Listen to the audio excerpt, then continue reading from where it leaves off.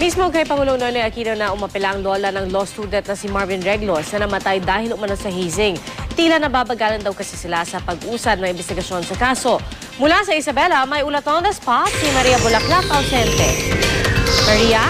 Yes, Pia, nababagalan ng araw sa usad ng kaso ang pamilya Reglos, partikular na kababatang kapatid ni Marvin na si Lorvie. Kaya maging ang lola nila na 22 anyos na si Lola Magdalena ay personal nang umapila sa Pangulo ng Bansa.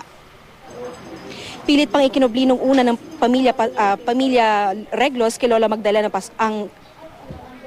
pinilit pang ikubli nung unang pamilya Reglos kay Lola Magdalena Pascual ang tungkol sa nangyari kay Marvin.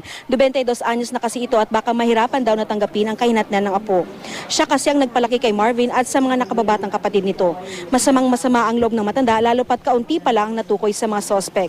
Si Lorvie naman na nakababatang kapatid ni Marvin nababagalan daw sa kaso.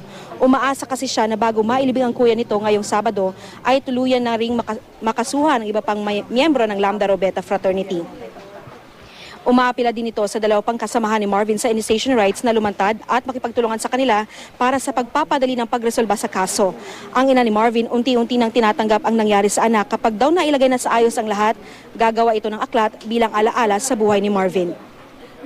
Ang masasabi ko lang po, Presidente, gawin nila ang gusto nila dahil masakit ng loob ko ang ginawa nila sa mga apo ko. Nababagalan po ako kasi tingnan nyo naman, bakit kailangan pa natin ng matinding ebidensya para maikulong si Escobar? Tingnan nyo naman yung kapatid ko, nasa kabaong na siya, bakit kailangan pa ng ebidensya? Hindi ba yan ebidensya ng nila?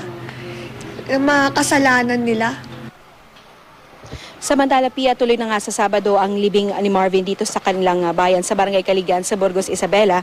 At bandang alas 8 o bandang alas 9 daw ng umaga, posibleng magsimula ang necrological service para sa kanya. Yan ang latest mula dito sa Burgos, Isabela. Pia? Maraming salamat, Maria Bulaklak ausente.